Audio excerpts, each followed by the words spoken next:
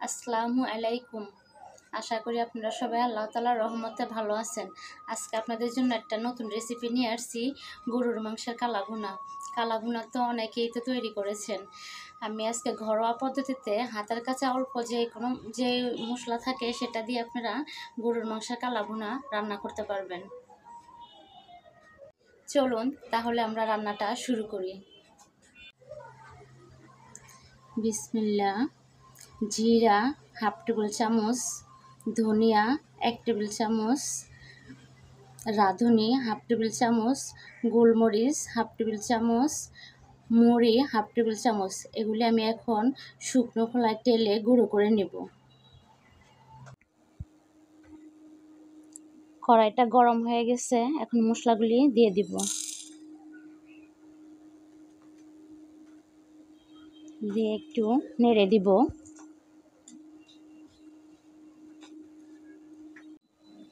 খেয়াল রাখতে হবে মশলাগুলি যাতে পুড়ে না যায়। যখন সুন্দর একটা গ্রান বের হবে তখন বুঝতে হবে আমাদের মশলাটা ভাজা হয়ে গেছে।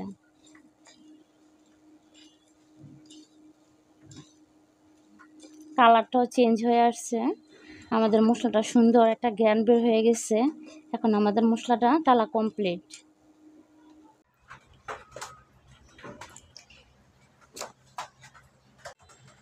একটা হাঁড়িতে 1 কেজি গরুর মাংস নিয়েছি, হাড় চর্বি সহ। এখন আমি মশলাগুলি দিয়ে দিব। 2 টেবিল চামচ আদা রসুন বাটা দিব, 1 টেবিল চামচ গুঁড়া মরিচ, 1 টেবিল চামচ হলুদের গুঁড়া, হাফ টেবিল চামচ গরম মশলার গুঁড়া, পরিমাণ মতো লবণ,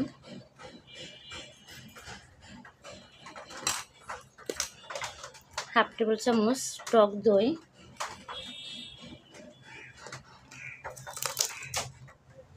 তেজপাতা, এলাচ, 2টো তেজপাতা, 6টার মতো এলাচ,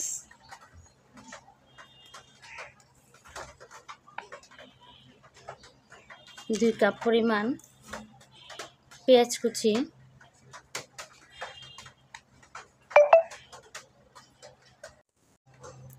হাফ কাপ পরিমাণ সয়াবিন তেল।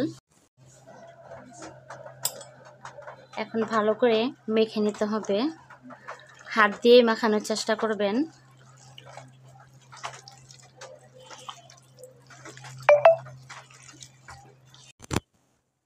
দিয়ে খুব সুন্দরভাবে ভালো করে মেখে দিতে হবে।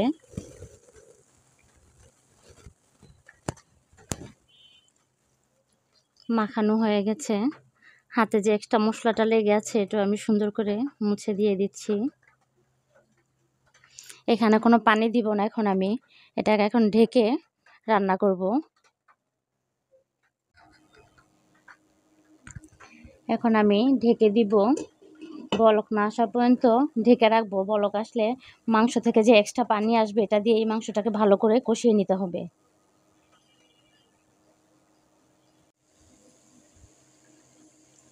মাংসটা এখন বলক এসে পড়েছে, এখন নেড়ে দিব। দেখেন মাংস থেকে পানি উঠে গেছে। ভালো করে এই পানিতেই কষিয়ে নিতে হবে।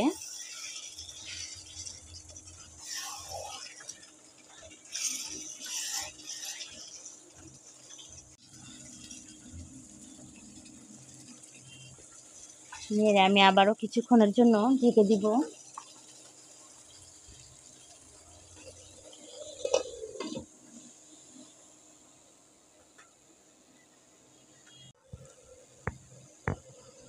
মাংসটা নেড়ে দিব। দেখেন কষানো হয়ে গেছে, তেলটা উপরে উঠে গেছে। যে আমার তেলটা এখন উপরে উঠে গেছে।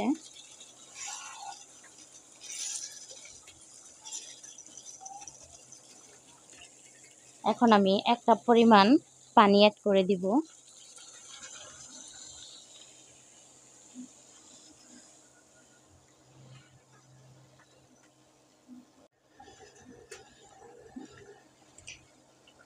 মাংসটা সিদ্ধ না হওয়া পর্যন্ত ঢেকে দিব। 1 কাপ পানি দিয়েছি এখানে মাংসটা সিদ্ধ হওয়ার জন্য। চুলার আঁচটা একটু কমিয়ে দিব।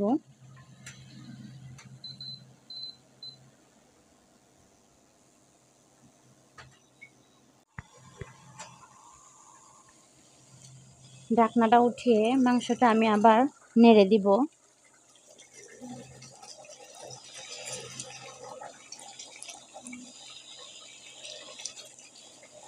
মাংসটা সিদ্ধ হয়ে আসছে আমাদের।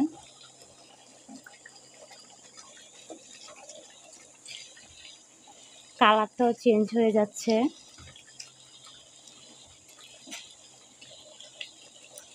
আবারও ঢেকে দিব কিছুক্ষণের জন্য।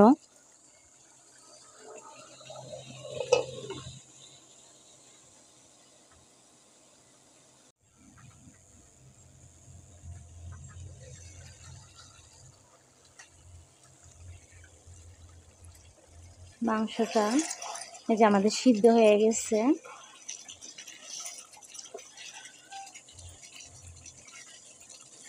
মাংসের তেলগুলি বেশি উঠেছে যে উপরে। এখন আমি আগে থেকে যে মশলাটা তেলে গুঁড়ো করে রেখেছি এটা এখন দিয়ে দিব।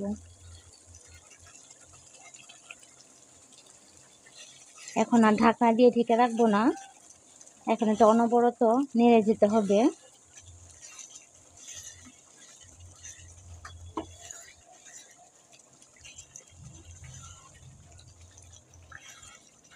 কিছুক্ষণ নেড়ে নিব, এটা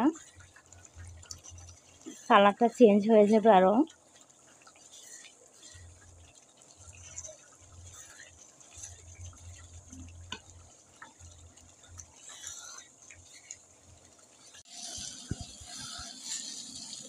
মাংসের কালারটা চেঞ্জ হয়ে গেছে।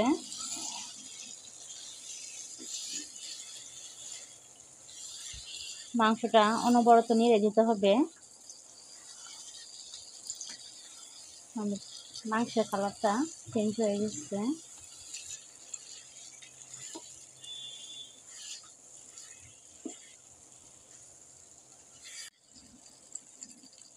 খেয়াল রাখতে হবে মাংসটা যেন নিচে লেগে না যায়, তাহলে মাংসের টেস্টটা নষ্ট হয়ে যাবে। মাংসটা সিদ্ধ হয়ে গেছে খুব সুন্দর।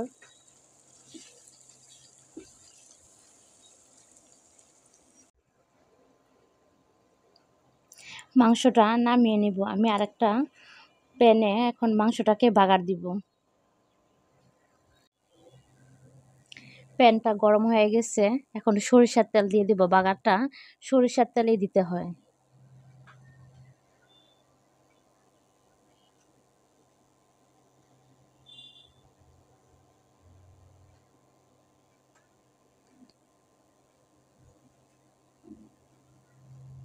তেলটা গরম হয়ে গেছে, এখানে শুকনা মরিচ দিয়ে দিব।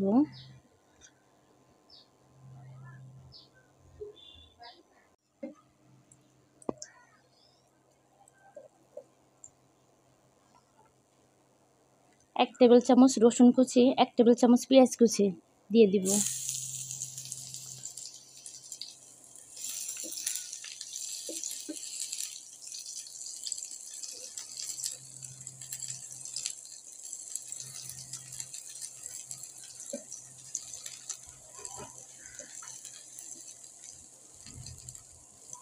হালকা একটু গোল্ডেন কালার হয়ে গেলে ভাজা হয়ে যাবে।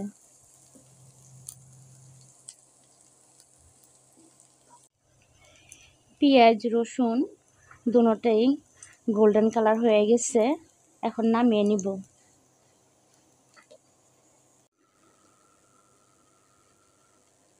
এখন পেঁয়াজ রসুন মরিচ তেলগুলি ঢেলে দিব। দিয়ে সাথে সাথে ঢেকে দিতে হবে। ঢেকে কিছুক্ষণের জন্য রেখে দিতে হবে।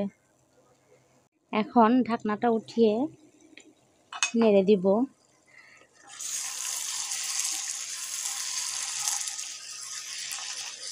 বাগারটা দিয়ে সাথে সাথে নাড়লে সুন্দর যে একটা গ্রান থাকে, ওই গ্রানটা চলে যায়। যার জন্য কিছুক্ষণ ঢেকে দিলে মাংসের সাথে গ্রানটা খুব ভালো করে মিশে যায়। এখন কিছু সময় নেড়ে নামিয়ে নিব। দেখুন কালারটা পুরোই চেঞ্জ হয়ে গেছে, খুব সুন্দর একটা ফ্লেভার আসতেছে।